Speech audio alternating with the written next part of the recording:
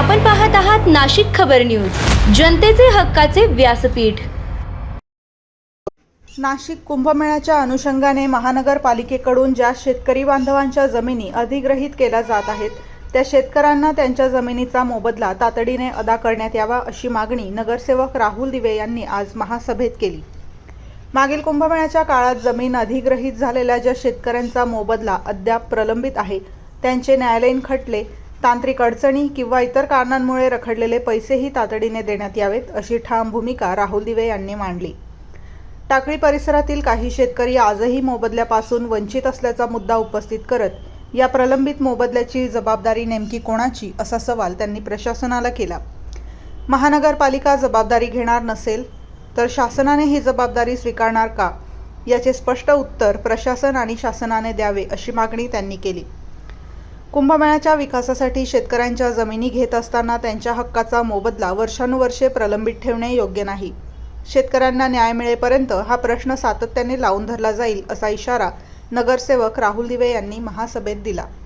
महत्त्वाचे प्रश्न या ठिकाणी विचारलेले आहेत आणि त्यांचा जो काही प्रभाग आहे त्या प्रभागाला लागूनच माझा नासरी नदीच्या बाजूने या बाजूला प्रभाग आहे। खरं तर राऊत साहेबांनी या बैठकीला याची आवश्यक होतं येतं, कारण भूसंपादनाचे अनेक विषय आपल्या स्थायी समितीला आले होते। त्याला सभापती या ठिकाणी असते तर त्या ठिकाणी त्यांनी वाढलं असतं। एक भूसंपादनाचा विषय होता 2022 ला कोर्टाचा आदेश झाला होता आणि त्यांनी डॉक्युमेंट आमच्या मागच्या स्थायी समितीत ठेवलं त्यांना मोबदला देण्यासंदर्भात। आणि मग 4 वर्ष सभापती महोदय 4 वर्ष कोर्टाचा निर्णय झाला, आपल्या विरुद्ध झाला असेल तो वर्ष कोर्टात जायला हवं, आपल्या बाजूला झाला असेल तर समजा शेतकऱ्याला त्या ठिकाणी वाटाघाटी असेल त्यासाठी मोबदला आवश्यक नाही। परंतु 4 वर्षापासून या ज्या भूसंपादनाचे विषय आहेत त्या ठिकाणी ते पेंडिंग आहे। अजय बोरसे आमच्याकडे त्यांनी सांगितलं का ठराविक लोकांच्या फायदे त्या ठिकाणी होतात, ठराविक लोकांच्या त्या ठिकाणी कामं होतात आणि जे मूळ शेतकरी आहेत ते मात्र त्यापासून वंचित राहतात। याचं जिवंत उदाहरण माझ्या वार्डातलं आहे। सभापती महोदय तुम्ही वाड्या प्रभागात येऊन गेल्या, नासरी नदीला लागून मारुती देवस्थानच्या जमिनी आहे, त्याला लागून काठे नावाचे शेतकरी आहे, जिंकरे नावाचे शेतकरी आहे, क्षीरसागर नावाचे शेतकरी आहे। मागच्या कुंभमेळ्यामध्ये आपण तो 30 मीटरचा रस्ता विकसित केला आणि त्याच्यामध्ये 50% रक्कम ही देवस्थानला देणं गरजेची होती, डिड्याच्या संदर्भात माध्यमातून असेल आणि 50% रक्कम ही शेतकऱ्यांच्या वाटेला यायला हवी होती। परंतु ते सुद्धा विषय अजून सुद्धा पेंडिंग आहे। आणि मग एकीकडे आपण श्रीहस्त कुंभमेळ्याच्या संदर्भामध्ये आम्हाला नोटीस येत आहे की पार्किंग साठी तुमच्या जागा आम्हाला हव्या आहेत, कोर्टाकडे आपल्या तहसील कार्यालयाकडनं हा जो भूसंपादनाचा विषय मागाशी स्थायी समितीत तुम्हाला सभापती सांगत होतो की सर्वे नंबर 772 याचा निकाल 2022 ला झाला होता आयुक्त महोदय आणि 4 वर्ष झाले। 4 वर्षानंतर डॉक्युमेंट संबंधित राऊत साहेबांनी त्यानंतर ज्या टाके गावातल्या जमिनी आहेत त्या जमिनींना ज्या काही जमिनी कुंभमेळ्यावर येत नाही त्या जमिनींना सुद्धा आता नोटीस येत आहे की पार्किंगला जागा दिली पाहिजे, साठी जागा दिली पाहिजे, हरकत नाही, आम्ही जागाही केल्या त्या, परंतु त्याच्यामधला जो काही मोबदला आहे किंवा त्याचं भाडं आहे ते कोण देणार आहे? महापालिका देणार का कलेक्टर ऑफिस देणार? याचा सुद्धा ओवाप या ठिकाणी आयुक्त महोदयांनी करायला हवा की त्याची जबाबदारी निश्चित झाली पाहिजे।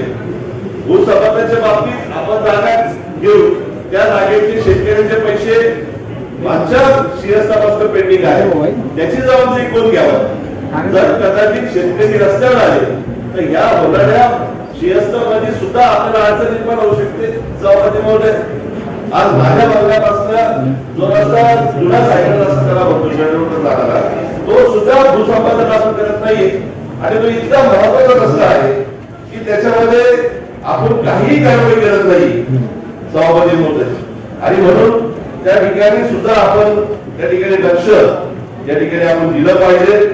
शेतकऱ्यांच्या बाबतीमध्ये कायम प्रशासनाची उदासीनता दिसते, कायम उदासीनता. आम्ही ज्यावेळेस टाउन प्लॅनिंगला बघतो अनेक शेतकरी त्या ठिकाणी चक्रा वाटत असतात, अनेक सदस्य शेतकऱ्यांच्या बाबतीमध्ये मोहमोह करत असतात. परंतु आणि काही जे बिल्डर लोक आहेत त्यांचे नाव आपल्या सगळ्या शहराला माहिती आहे, त्याचं कोणी येत नाही, काय नाही. त्यांच्याकडे चेक त्यांच्या ऑफिसला जातो, अशी सुद्धा परिस्थिती. आता चेकची परिस्थिती नाही, आता आरटीजीएसची परिस्थिती आहे. आणि म्हणून सभापती महोदय त्याच्याकडे सुद्धा आयुक्त महोदयांनी जाणीवपूर्वक लक्ष देणं अत्यंत गरजेचं आहे. सभापती महोदय एकच गोष्ट सांगाल की कदम ऐसे चलो की निशान बन जाए, कदम ऐसे चलो की निशान बन जाए, काम ऐसा करो की पहचान बन जाए. यूं तो जिंदगी सब जीते हैं मगर जिंदगी ऐसे जियो की हर एक के लिए मिसाल बन जाए. आणि म्हणून आमच्या गटनेत्यांनी या ठिकाणी मगाशी उहापोह केला. निश्चित प्रत्येक सदस्यांनी प्रत्येक सदस्याचा सन्मान या ठिकाणी राखला पाहिजे. तुम्हाला सांगतो प्रत्येक सदस्य आपल्या आपल्या भागातल्या आपल्या कामं घेऊन या ठिकाणी येत असतं. सदस्याला काही पगार नाही. आयुक्त महोदय प्रशासनाने काय आम्हाला 15,000 रुपये देतात, त्याच्यापेक्षा जास्त टाकून 50,000 रुपये आमचे रहिवासी पेक्षा जातात. आम्हाला ती अपेक्षा नाही. परंतु सदस्य आपले जेव्हा पोटतिडकीने आपलं मत मांडायला या ठिकाणी येतात, मला असं वाटतं याच्यामध्ये स्वार्थ सदस्याचा एवढा आहे शहराचा विकास झाला पाहिजे. आज अधिकारी काम करतात, मी असं म्हणणार नाही की अधिकारी मेहरबानी करतात, परंतु अधिकारी काम करतात, त्यांना चांगला पगार. आता मी 2000 पासून 2012 पासून नगरसेवक आहे. 2007 ला शिक्षण मंडळ सदस्य होतो. मी अजूनही नगरसेवकच आहे. माझ्या वेळी जे ज्युनियर इंजिनियर होते त्यात कार्यकारी अभियंता आहे, एक्झिक्युटिव्ह अभियंता आहे. म्हणजे अधिकाऱ्यांच्या मध्ये प्रमोशन आहे. आमच्याकडे काही प्रमोशनची त्याची काही पद्धत नाही. तुम्हाला चांगलं प्रमोशन भेटलं सभापतीमुळे तुम्ही पटकन महापौर झालं, परंतु हा योग्य प्रत्येकाच्या वाट्याला येत नाही. आणि म्हणून एवढंच सांगेल की अधिकारी आणि नगरसेवक यांचा सन्मान या ठिकाणी ठेवला पाहिजे आणि सदस्यांनी सुद्धा एकमेकांचा सन्मान ठेवला पाहिजे. मला सुद्धा माझ्या नावाने एक नोटीस आलेली आहे पार्किंगच्या संदर्भामध्ये. तर त्याची हेडिंग आज होती, परंतु त्यांनी आज घेतली नाही. तर त्यासाठी सुद्धा आपण एक स्वतंत्र बैठक लावली पाहिजे. तिथल्या तहसीलदारांना आपण बोलवलं पाहिजे. आपले जे काही कुंभमेळा आयुक्त आहेत त्यांना आपण बोलून या संदर्भामध्ये आपण एक उहापोह केला पाहिजे.